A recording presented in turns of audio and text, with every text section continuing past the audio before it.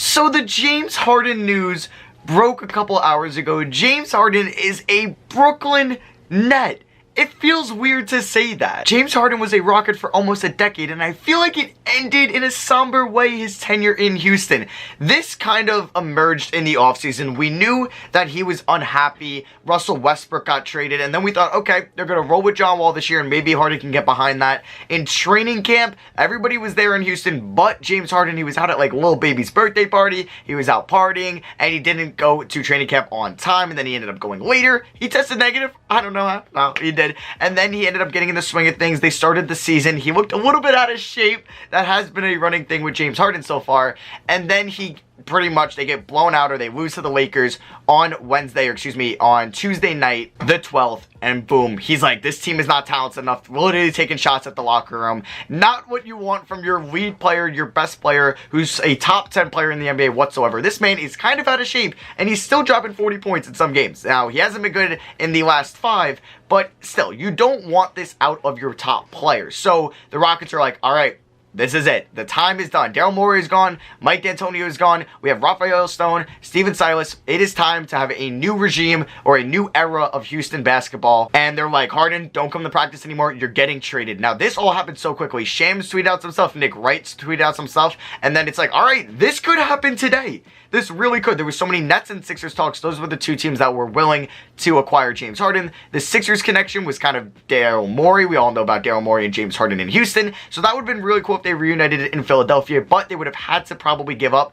Ben Simmons, who is a top 20 player in the NBA, and that would have been a lot to give up. And apparently Mark Stein was reporting that they also would have had to give up Tyrese Maxey. And I mean, if the Rockets were able to get that package, I even tweeted out, that would be phenomenal. Even if it was just those two assets for James Harden, I probably would have done that, maybe rather than the package they got. So we'll talk about the package they got. James Harden goes to the Brooklyn Nets. It was a 4-team trade with the Houston Rockets, the Brooklyn Nets, the Cleveland Cavaliers, and the Indiana Pacers. The Cavs were a third team that we heard might be in there to take on some cap or maybe move an asset or two. The Pacers part of this kind of came out of nowhere. So we'll talk about this for the Nets. They just got James Harden in this trade. It was the guy they wanted. They have James Harden. They have Kevin Durant. And hopefully he comes back. But yeah, they have Kyrie Irving. And this team was a championship team already. And with this trio, they got to be the favorites to win the East, right? I thought if the Sixers acquired James Harden, they would have been the favorites to win the East with a duo of Embiid and Harden. And now with that big three, even though their kind of supporting cast isn't great, with Spencer Dinwiddie out for the year, yeah, you have Joe Harris, you have Landry Shamet, DeAndre Jordan, but it's still not great. When you get to that bench,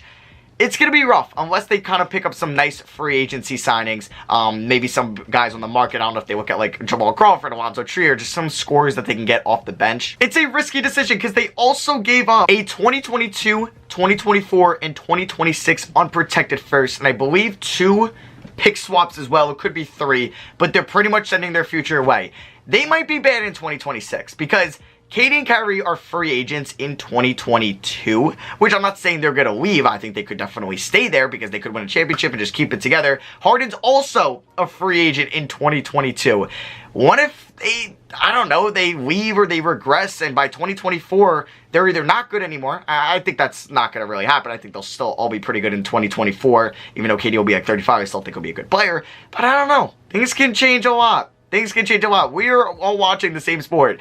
Things can really change. So that is risky, the 2024 and 2026. And the Nets, they're very familiar with trading away their future. They did it, all right, not for James Harden. They did it for Kevin Garnett, and they did it for Paul Pierce back in like 2012, 2011, 2013, or 2013. And it didn't work out. They missed out on guys like Jaylen Brown and Jason Tatum. And the pick the Celtics got in 2018 ended up being Colin Sexton. They used that to get Kyrie Irving. So this is risky for the Nets, but I think it was worth it. If you win a championship this year, you forget everything for the next decade. You forget everything about the previous decade. That's why you play, to win a championship, right? So when you get that, I think you can kind of forgive everything and be like, this trade was worth it. We'll see what happens in the playoffs. We really will, because an injury could hurt this team a lot, and because they don't have a lot of depth. So we'll see what happens. Now we'll talk about the Rockets side of things. They got the most assets in this trade. They got those 3 first-round picks I mentioned. I believe they got a couple pick swaps. They got Rodinos Karooks, Dante Exum, and Karis LeVert technically. But then they traded that for Victor Oladipo. I don't like that. I do think Oladipo is a better player, and Oladipo has been in, like, he has shown me that he could possibly be the Oladipo before the injury in 2018, because I was a little nervous about that if he was going to be the Oladipo of old, but still, he's an expiring contract. You're going to have to pay him. Now, maybe they wanted to be more competitive, and they like the fit with Oladipo and John Wall, and I can get behind that, but I don't know. LeVert has been amazing when he's kind of been like the second or third or even the first option for Brooklyn. We saw it at the end of the year last year in the bubble, and then we also saw it the last 4 games. He's been a starter, and he's been phenomenal for them, so I really thought they were going to give him a shot. They are similar in age, even though I think LeVert was in the 2016 class, and what's his name, Victor Oladipo was in 2013. They're still pretty similar in age and not too far apart. I would have liked to see Karis LeVert on that team, though. I really would. But pretty much, you're going to have a John Wall, you're going to have a Victor Oladipo backcourt, you'll still have your roster around them, and they could make the playoffs. I think they'll be in the play-in tournament, so they'll be the 7th, 8th, 9th, or 10th seeds, and we'll see if they actually make the playoffs. I don't think they'll be higher than the 7th seed. I do think this was, like, I don't know if I don't really like the return for the Rockets. I think the draft pick in 2026 could be good. In 2024 could be good. In 2022, probably not at all. And they get the swaps, which could help them out a lot, definitely down the line. I'm guessing it's like a 2023 or 2025 swap, or maybe a 2027. But I just feel like your best player you got out of this trade was Victor Oladipo.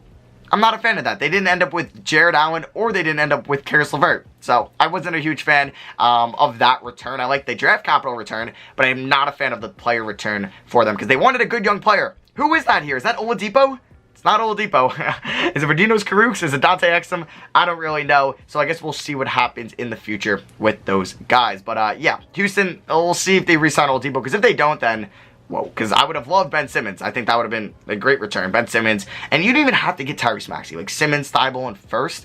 I'd rather have Simmons than Oladipo. I'd rather have Simmons than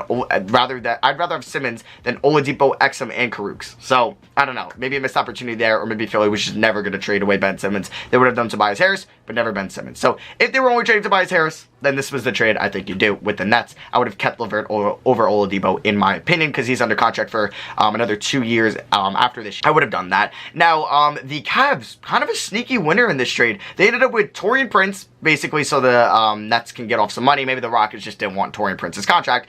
And then they got Jared Allen. Now, they did have to give up a Bucks first-round pick that the Rockets also got. Shout out to them. They'll get another first. I think they did a good job getting draft capital for first and a couple pick swaps. Job well done there. But yeah, the Cavs get Jared Allen for basically a Bucks first in 2022, which, with Giannis re-signing, isn't going to be very valuable. So I think that is a pretty good return. Definitely. And for Dante Exum, who's shown some flashes in his Cavaliers tenure, but tenure. But I like what Jared Allen could do for you. Andre Drummond is probably going to leave. I don't think they'll find a team that could trade for him just because of his contract and his style of play. But if you thought he was maybe the future, not the future, and hey, you didn't really give up a lot for him. What, you give up a second in John Henson or something like that? So Jared Allen could be your future center, and I could definitely get behind that. So I really think the Cavs are a big winners in this trade. And then the Pacers, they ended up with Karis LeVert, the team that technically drafted him back in 2016, but they traded that pick on draft night to the Nets for Thaddeus Young. So it's cool to see him returning home. And I do like this for the Pacers. Oladipo, there was some talks that he kind of wanted to trade in the offseason,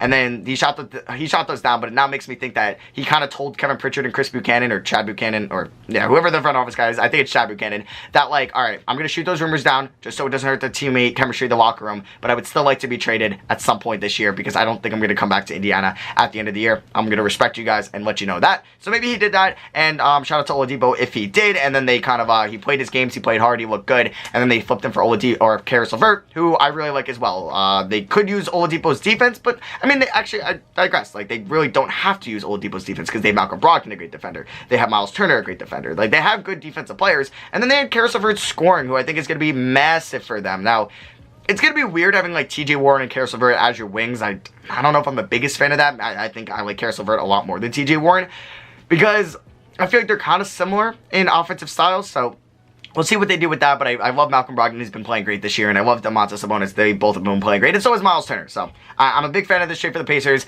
and I think they ended up with a second-round pick in this as well. So shout out to them. I am a fan of the Pacers. If I had to rank the winners and losers of this trade, like in order, I'm not going to say the Rockets. I think they would be at the bottom, but I wouldn't say that they're losers. I think they definitely hit the reset button, but they're still going to stay competitive, and maybe that's what Tim Fertitta wanted, to not be a rebuilding team. Because with Oladipo, and if they resign him, they should still be competitive in the West to make the playoffs, to make a run. Probably not. But maybe now we could see that team flourish with Wall, Cousins, Wood, and Oladipo. And we'll see what happens with Eric Gordon and Ben McLemore and PJ Tucker and Daniel House. So, yeah, if I had to rank them, I'd say the Nets are probably the biggest winner. They landed a top 10 player. They gave up the future, but right now, they're the biggest winner. Number 2, I would say, is the Cavs. I don't think they gave up a lot, and they got a good center who is a restricted free agent, but I'm sure they'll bring him back. And then I would probably put the Pacers. I like the swap. You're getting a second in LeVert, somebody who's under contract on a good contract as well, making $17 million a year. Oladipo, free agent. You might not have gotten anything for him. So shout out to you guys. And then I'll probably put the Rockets at 4. Not because I think they lost this trade by any means. I just think I would have liked the talent return a little bit more. Now, the picks they got were great. Maybe they preferred the Bucks first round pick over Jared Allen, where they really needed a team to take on Taurean Prince. I don't know. But yeah, they ended up with 4 first round picks, a couple pick swaps. Oladipo, I don't think Karooks will be much for them. Maybe Exum will be in their rotation. But yeah, that's how I would rank them. But yeah, let me know what you guys think of the trade down below. You guys will be seeing a James Harden Nets rebuild out tomorrow, followed by a Rockets or a new look Rockets rebuild later than that. And then you guys will also be seeing a new look Pacers rebuild, and then maybe a new look Cavs rebuild as well. So you guys will be getting those. I also have a 10-year rebuild I had planned coming out. Like, I'm going to be away from the 14th to the 18th, so I had all my videos pre-recorded, so you guys might get a jam-packed weekend and a week, because I got 2 Thunder videos recorded, I got 2 rebuilds, I had a Hornets rebuild, actually you guys already saw that today, and then I have a 10-year rebuild that was going to come out this weekend. That might be pushed to like Tuesday or something like that, but yeah, you guys can be on the lookout for some double uploads, some trade rebuilds. I love you guys. Let me know what you guys think of the trade down below, and I'll catch you on the next one. Peace.